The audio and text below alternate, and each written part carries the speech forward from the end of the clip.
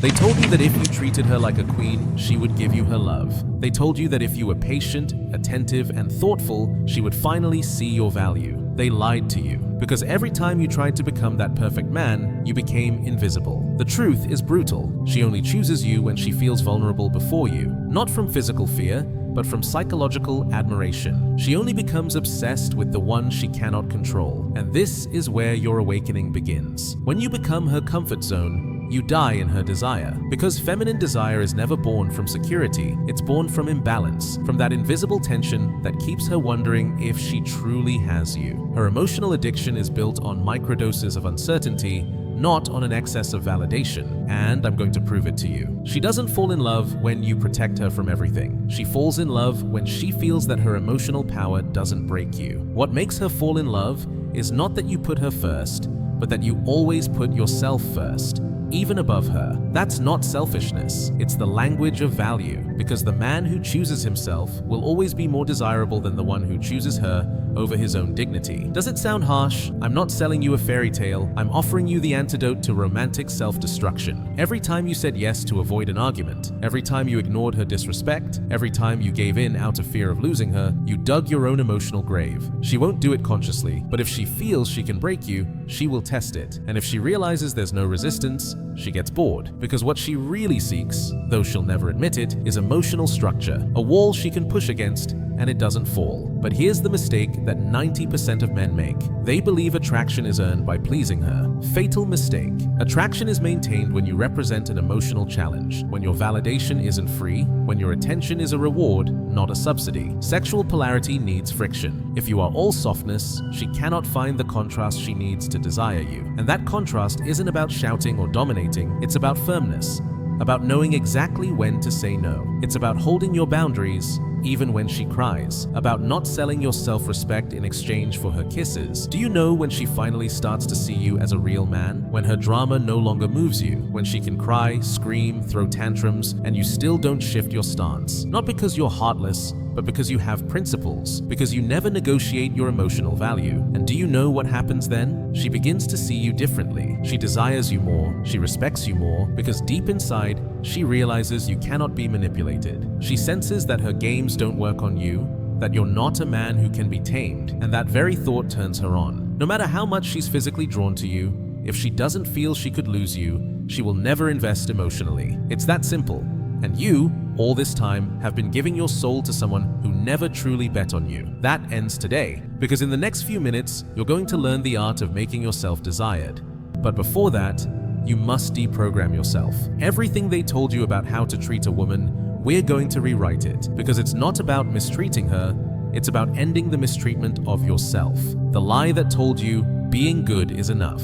It's not. True attraction begins the moment you stop fearing rejection, when you no longer crave her approval just to feel worthy, when you can look into her eyes and say, "This is who I am. You can take it or leave it, but I will not betray myself to keep you." And it's in that moment of total detachment that everything changes. She begins to see you differently, because now she doesn't just like you, she respects you. And respect, my friend, is the only foundation that makes desire last. We're going to rebuild you from within, because if she's going to love you, let it be for who you are, not for who you pretend to be. And that man begins to be born today. There's something self-help books never told you, something no influencer dares to say out loud for fear of being cancelled. The female brain is not designed to respect a man who's afraid to make her uncomfortable. That's why, when you act with excessive care, hoping to be the good guy, the only thing you trigger is her defense system, not her desire. This isn't machismo, it's biology, raw and ancient. For thousands of years, women depended on their instinct to choose the strongest man, not the most submissive one. The man who showed authority, stability, emotional control, because only that kind of man could protect, lead, and ensure survival. And even though we no longer live in caves, the emotional software hasn't evolved much. Her subconscious still searches for the same thing: power. Not violent power, not control, but emotional power, unshakable self-confidence. The ability to set boundaries without fear, to walk your path without asking for permission, to be the kind of man who respects himself so deeply that both the world and she have no choice but to respect you too. When you avoid conflict out of fear of losing her, She doesn't see it as kindness, she sees it as weakness. Your very DNA is signaling to her, I'm not fit to protect, I'm only fit to obey. And the moment she senses that, her desire begins to die. Maybe not instantly, maybe she'll still stay for a while, but something inside her disconnects, and you won't even notice it happening. You become invisible, irrelevant, because what once felt like attraction slowly turns into quiet disappointment. Now listen carefully, most of her tests aren't conscious. She doesn't sit there thinking, let me test if he's a leader or a follower. They're automatic, instinctive behavioral triggers. Arriving late on purpose, ignoring your messages, contradicting you for no reason, questioning your confidence just to see if you hesitate. All of these are tests of respect. And without realizing it, you fail them because you think love is earned by pleasing. You never learn that respect is earned by challenging. Every time you give in without resistance, she doesn't feel grateful, she feels let down, because her instinct recognizes it instantly. You're not the kind of man who can lead, and if she can't trust you to lead, she can't admire you. And if she can't admire you, she can never truly desire you. This is where Machiavelli comes in. He understood something most men never grasp, that the perception of power is often more important than power itself. It doesn't matter if you know your worth. If you fail to project it through decisive action, the world won't recognize it, and neither will she. That's why every time you give in just to avoid conflict, you're showing her that your emotions are negotiable. And when your emotions can be negotiated, so can your value. There's a brutal truth you must tattoo in your mind. Every time you justify your position, you lose a piece of your power. Because a king doesn't explain his decisions. A leader doesn't ask for permission to lead. You are not here to be approved. You are here to set direction. And that truth is reflected in everything. In the way you speak, in the way you walk, in how you respond to her sarcasm, and how you handle her silence. You don't react, you decide. That is the line separating an emotional leader from an emotional follower. And do you know what happens when, for the first time in her life, she meets a man who doesn't tremble in front of her emotions? She gets confused, she feels unsteady. She feels something she doesn't understand, deep, magnetic attraction, because you just shattered her pattern. She's used to men who bend, to sad looks, to complaints, to emotional blackmail. But you don't, you stay calm, you stay firm. And that forces her to see you differently, to wonder who you truly are, to respect you, even if she never admits it aloud. Here's the darkest secret no one ever tells you. Respect always comes before love. Always. Never the other way around. When she respects you first, love can bloom. But if she loves you without respecting you, that love will die the moment the first test appears. Because without respect, there is no real emotional investment. So your mission isn't to make her like you more, it's to make her respect you more. How? Through consistency, through firmness, through strategic detachment, through refusing to reward bad behavior with good attitude, through not explaining your boundaries, but living them. And listen carefully, this isn't about being cold or cruel. It's about showing that you are a man with a center, a man with vision, a man with inner power. Because that kind of man is rare, and when he appears, he cannot be ignored. So every time you feel the urge to give in out of fear of losing her, stop, breathe, and remember this. If you surrender your power for love, you'll lose both. But if you hold your power, even if she walks away, you can only win. Because lost respect can never be regained with flowers. It's only rebuilt through transformation, and that transformation begins today. In the next section, I'm going to show you how to apply this in real life. How to go from the nice guy who allows everything to the unshakable man she would never dare to test. There's an invisible line between the pain that destroys a woman and the pain that makes her addicted to you. A line so thin that most men cross it without even realizing it and lose. Today, you're going to learn how to walk that line with mastery. Because if you don't know how to manage pain, you'll either break yourself or break her. And in both cases, you lose. Let's make one thing clear from the start. This is not a call to be cruel. It's not about manipulating, hurting, or humiliating. It's about understanding that pain in a relationship is not just inevitable, it's necessary. The problem isn't pain itself. The problem is that you've never learned how to use it.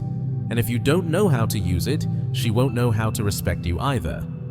There are two kinds of pain. Destructive pain is born from fear, bitterness, and resentment. It's the kind insecure men create, the one that punishes with silence, shouting, or emotional indifference. That kind of pain doesn't build anything, it only destroys. But then there's constructive pain, the kind that appears when you stand firm in your boundaries, when you refuse to be manipulated, when she tries to pull you into her drama, and you simply don't play the game. That's the pain that transforms her. Because in that moment, you're teaching her that the old rules don't work with you, that you don't react like everyone else, that you're not afraid to lose her if keeping her means betraying yourself. And even if she doesn't understand it logically, a part of her starts to admire you, because for the first time, she's met a real man. Let me give you a brutal example. She's upset because you didn't reply to her message within 5 minutes. She texts you, "Are you ignoring me?" The average man rushes to justify himself. "Sorry, I was busy. I didn't want you to think I was ignoring you," and so on. He thinks his explanation will calm her, but it does the opposite. Because what it really shows her is that his attention is completely controlled by his fear of disapproval. Now imagine another scenario. She sends the same message, and you simply reply, "No." No drama, no explanations, just silence. What happens next? Pain, but not just any kind. It's the type of pain that forces her to question her power over you, to rethink her position, to respect you more. This kind of pain isn't accidental, it's surgical, it's emotional precision. And this is exactly where most men fail. They think that to lead, they must be cold, harsh, or distant. You just have to be firm, unshakable, consistent. Your power doesn't come from how loud you shout, it comes from how still you remain when everything in her tries to shake your foundation. Constructive pain appears when you say no and never explain it. When you cancel a date because she disrespected your time. When you ignore her tantrum instead of rewarding it. When you don't change your stance just because she cries. That kind of pain doesn't push her away. It teaches her. It repositions her emotionally. It reminds her that the power isn't in her drama, it's in your center, and she needs that. Because her nature is emotional, fluid, and ever-changing. You are not there to follow her chaos. You are there to provide structure.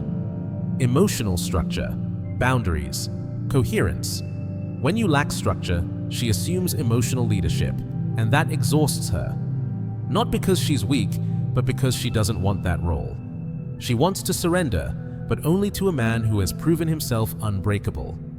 Now you understand why, when you're too understanding, she often feels confused. Because her instinct whispers, no one can be this soft and still be real.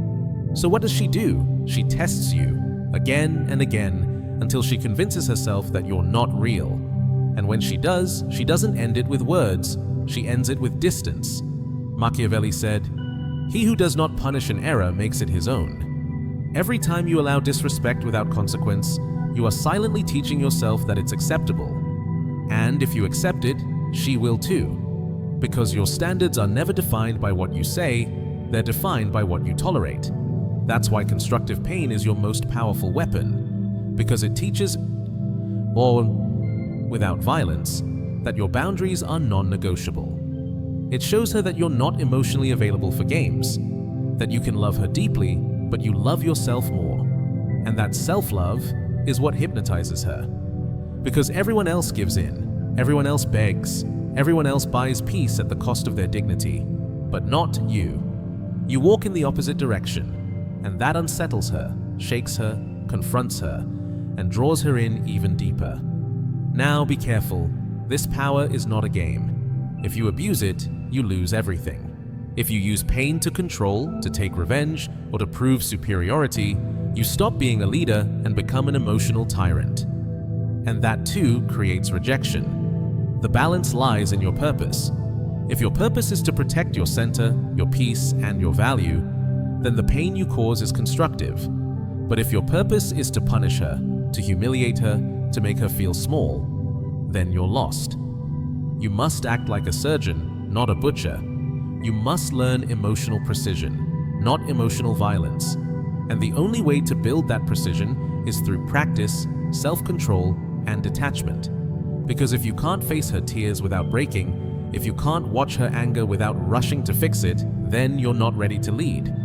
And being an emotional leader, that's what excites a woman the most in the long run. Because yes, she can find men who are more handsome, richer, or more popular, but a man who knows how to manage his inner power? That's rare. And what's rare becomes valuable, becomes irresistible. That kind of transformation can't be bought. It must be cultivated. And that cultivation begins now. The most feared word among men, and the most desired by women, 3 letters, 1 syllable, a sound that, when spoken by a man of true power, can change the entire course of a relationship. But when misused, it can destroy it. Today, you'll learn how to turn no into your crown. Listen carefully. Every time you say yes out of fear, you give up your emotional throne. You declare that your need to please is stronger than your need to protect your standard. And when you do that, something inside her quietly dies. Because what a woman truly desires deep down is not a man who always says yes. It's a man who dares to say no without explanations. No is not rejection, it's direction. It's a silent message that says, I have options, I have standards, and I will not compromise my value just to keep your attention. That message, even if it stings at first, awakens something powerful in her, respect, because she's not used to it. Other men negotiate, you declare. The power of a well-spoken no doesn't come from the word itself, it comes from the energy behind it. If you say it with insecurity, it sounds like fear. If you say it with hesitation, it sounds like an excuse. But if you say it from your center, it becomes a statement of royalty. And this is where most men go wrong. They think being attractive means being accessible, flexible, agreeable. But in that attempt to please, they turn into emotional furniture, comfortable, useful, and invisible. The no is what separates you from the furniture. It's what turns you into a challenge, into a rarity, into a man. Think about this. When she asks you to change your plans, to bend to her moods, to give up something important to you, and you do it without question, what are you really teaching her? That she can move your decisions with a gesture, a tear, or a threat. That you have no direction of your own, that your center lives outside yourself. But when you say no and stand firm, when you see her upset, confused, or disappointed, and you still don't change your decision, when you show her that you cannot be manipulated, what do you think happens? Exactly, pain. But that pain is not your enemy, it's your ally. Because it teaches her, deep within her subconscious, that you are a different kind of man. And what's different always obsesses her. This kind of no isn't shouted, it isn't forced, it's declared calmly, without drama, without anxiety, without the need to convince her. Because the moment you try to convince her, you've already lost. Kings don't negotiate with subjects, not because she is less, but because your value is not up for debate. And this is where the difference lies, between the needy no and the detached no. The needy man says no while trembling inside, afraid of the consequences. His voice shakes, his body begs for approval. That no is fragile, but the detached man, he says no with an inner calm, with the serenity of someone who knows he doesn't need to win every battle to win the war. That is the kind of no that forges legends. Now, when should you use it? Every time your principles are at stake. Every time she tries to cross a line you consider sacred. Every time your time, your energy, or your dignity are placed on the negotiation table. In those moments, your no isn't just a word. It's a declaration of who you are. And yes, sometimes you'll lose moments. You might lose dates, even relationships. But listen carefully. Every no you say from truth brings you closer to a life where you no longer need to act to be loved, where you no longer need to betray yourself to be accepted, where you're respected not for what you give, but for who you are. And do you know what happens when a woman meets a man like that? She disarms, because her entire testing system stops working, because she can't break him. And then she surrenders, not to you, but to what you represent: security, direction, emotional power. Men like that are rare, and that's why when they appear, they leave a mark. They're unforgettable because they're not performing a role. They're living a truth that speaks through their no. Now imagine this. You're in an uncomfortable conversation. She wants you to bend, to trade your principles for a fleeting emotion. She looks at you intensely, crosses her arms and says, "If you really loved me, you'd do it." That's the moment most men collapse. They give in, not because they believe it's right, but because they're afraid. But you're no longer that man. You recognize the emotional trap. You don't tie love to obedience. You don't put your worth on the line for temporary approval. So you breathe. You look at her calmly and you say, "No." Not because you're cold, but because you love yourself enough not to betray yourself. And if after that no, she cries, gets angry, or threatens to leave, you don't chase her. You don't justify yourself. You don't apologize for your truth. Because truth isn't negotiated. It's lived. And when the storm settles, when she realizes you didn't leave, you didn't lose your temper, you didn't fold, she will start to look at you differently. And those eyes, my friend, will finally see a man who can no longer be controlled. In the next section, we're going to explore how that same no shows itself in your economy, how your financial decisions reveal whether your no is real or just an act to impress. Because if your wallet isn't aligned with your words, then your power is nothing but an illusion. And trust me, she will see it. Most men believe that money is their most powerful card to win a woman. That if they pay, invite, or give gifts, they'll be seen as more valuable. But what they don't understand is this. When money isn't used from a place of power, it becomes begging. And begging kills desire. Money doesn't buy respect. Misused money only buys convenience, attention, and emotional manipulation. Because the moment she realizes she just has to complain for you to open your wallet, you've already lost. You're no longer a man who provides. You've become an exploitable resource, an emotional ATM with legs.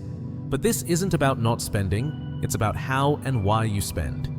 There are 3 types of spending: transactional, courtesan, and strategic. Transactional spending is the most dangerous. It's when you try to buy love, pay her bills, her trips, her whims, just to make her stay. That kind of spending always ends in resentment because it empties you from the inside. You're trading money for affection, and affection that's bought is never real. Then there's courtesan spending, the one filled with pretty gestures, flowers, dinners, gifts. This can be healthy, but only when there's reciprocity. Only when she's emotionally invested, when she's loyal, interested, and committed. In that case, it's not buying affection, it's nurturing connection. But if you give without that foundation, you're not being generous. You're bribing for attention. And finally, there's strategic spending, the kind that comes from your center. It expects nothing in return. It simply says, "I do this because I want to, because I have abundance, because I deserve it." This kind of spending doesn't need recognition. It's quiet, grounded, and powerful. And that's the kind that earns respect. Machiavelli understood this centuries ago.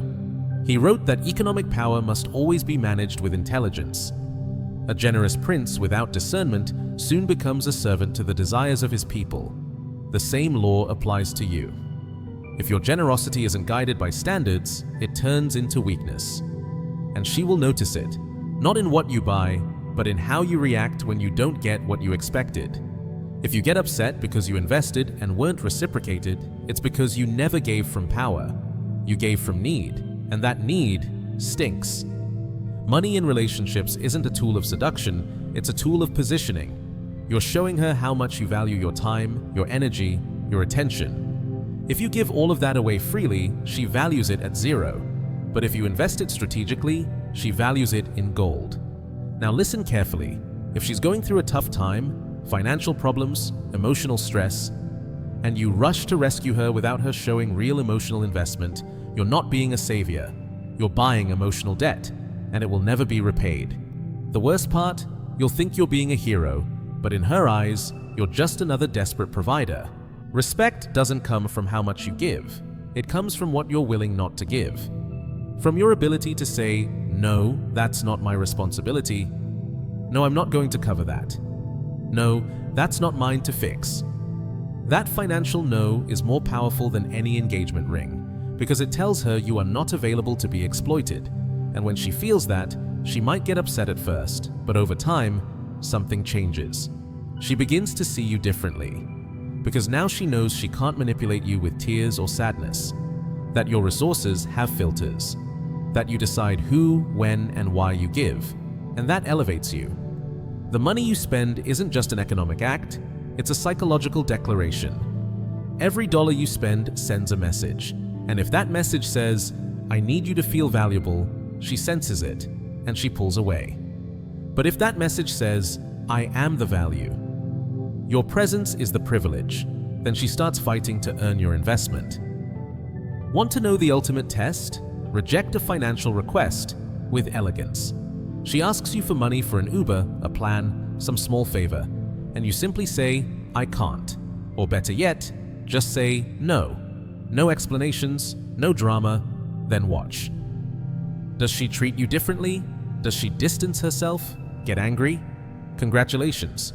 You've just discovered her true interest. And if she reacts with maturity, accepts it, and continues to value you the same, then maybe she's worth investing in.